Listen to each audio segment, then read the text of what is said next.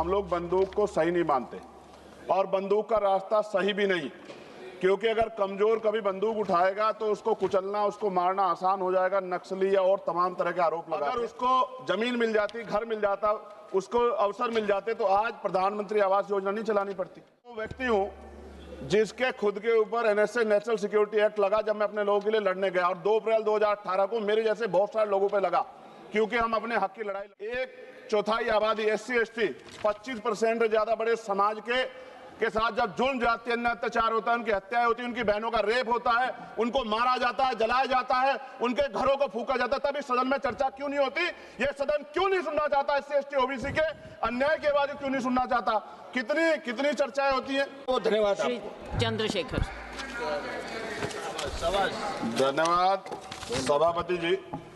नियम 193 के अधीन वामपंथी उग्रवाद पे हम लोग चर्चा कर रहे हैं, और क्योंकि ये बड़ा संवेदनशील विषय है तो बहुत कम समय में बड़ी गंभीरता से मैं अपनी बात को रखूंगा। सभापति जी, हम लोग फूले, साहू, अंबेडकर को मानने वाले लोग, हम लोग संविधान को मानते हैं, संविधान के आधार पर चलते हैं। हम लोग बंदूक को सही नहीं मानते और बंदूक का रास्ता सही भी नहीं, क्योंकि अगर कमजोर कभी बंदूक उठाएगा तो उसको कुचलना, उसको मारना आसान हो जाएगा। नक्सली या और तमाम तरह के आरोप लगा के, इसलिए बाबा साहब ने कलम की बात की और कलम को हथियार बताया। सभापति महोदय, मगर सवाल ये है कि 1947 में जब हम लोग आजाद हुए तो इस देश का जो वंचित वर्ग SC ST OBC, जब 15 अगस्त को आजादी का सवेरा आ गया तो क्या जल जंगल जमीन में बंटवारा हुआ? उसको उसका हक अधिकार मिला। अगर उसको जमीन मिल जाती, घर मिल जाता, उसको अवसर मिल जाते तो आज प्रधानमंत्री आवास योजना नहीं चलानी पड़ती।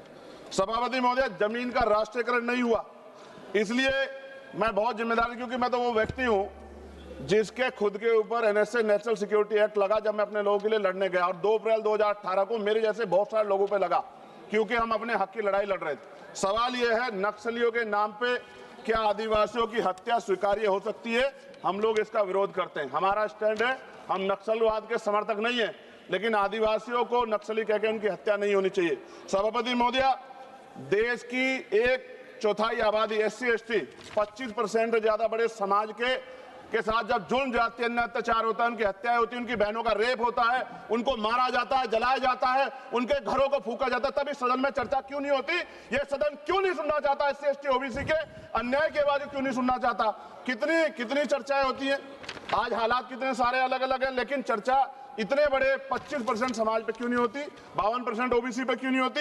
सभापति महोदय, मैं तो मानता हूं, कुछ लोग फॉर्मेलिटी के लिए कहते हैं, अगर मैं आना होता मैं तो चर्चा के लिए चिल्लाता हूं कितनी बार, वरना तो SC ST के लिए कोई चिल्लाता भी नहीं है।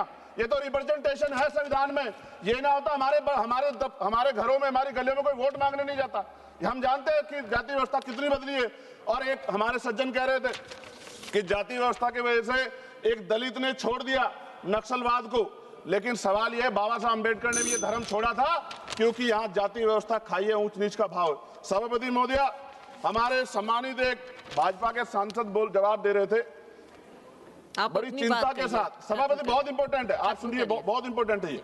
वो ये कह रहे थे जवाब देते कि उन्होंने कुछ ब्राह्मण्स के नाम लिए और कहा कि भाई ये इनके मालिक हैं, इनके यहाँ लेबर तो SC ST है, ये विचारधारा पर आधारित है। तो क्या कहना चाहते थे कि इस देश को तोड़ने की मूवमेंट कौन चला रहा है? जवाब दें। वो बड़ी बात यह है, उन्होंने ट्वीट किया 2 दिन पहले, मैं चाहता था मैं उनको जवाब दूं, उन्होंने आरक्षण को कोसने का काम किया। ये भाजपा की सोच है, जवाब देना चाहिए भारतीय जनता पार्टी को।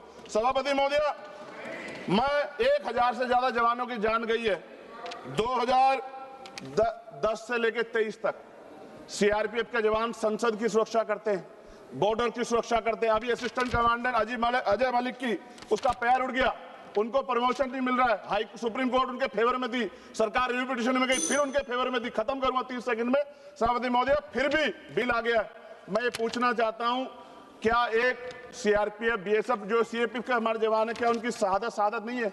क्या उनको जो है शहीद का दर्जा नहीं मिलना चाहिए? उनको पुरानी पेंशन का लाभ नहीं मिलना चाहिए? उनको सभापति सुविधाएं नहीं मिलनी चाहिए? सम्मान नहीं मिलना चाहिए? और अंत में सभापति महोदय, इस देश में जवान शहीद होता है, उसको शहीद का दर्जा मिले, उसको सम्मान भी, लेकिन देश की सुरक्षा करते हैं। हम तो सम्मान करते सेना का। सीवर में सफाई कर्मचारी मरता है, इतने आगे बढ़े हम लोग, उसके बच्चों को भी अपना पेट पालने के लिए कई तरह की मुसीबत गुजरना पड़ता है।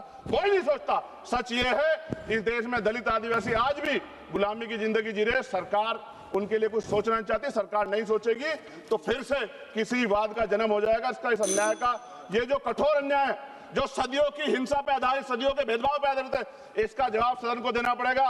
सभापति महोदया, नेपाल में नई सरकार बनी, उन्होंने कहा हम दलितों से सार्वजनिक रूप से माफी मांगेंगे कि जो हमने उनके साथ अन्याय किया। ये सदन कब उनसे माफी मांगा जिनके साथ हजारों साल अन्याय हुआ और आज भी उनको रोटी कपड़ा मकान के लिए अन्याय लड़ना पड़ता है। धन्यवाद सभापति महोदय। जय भीम, जय भारत।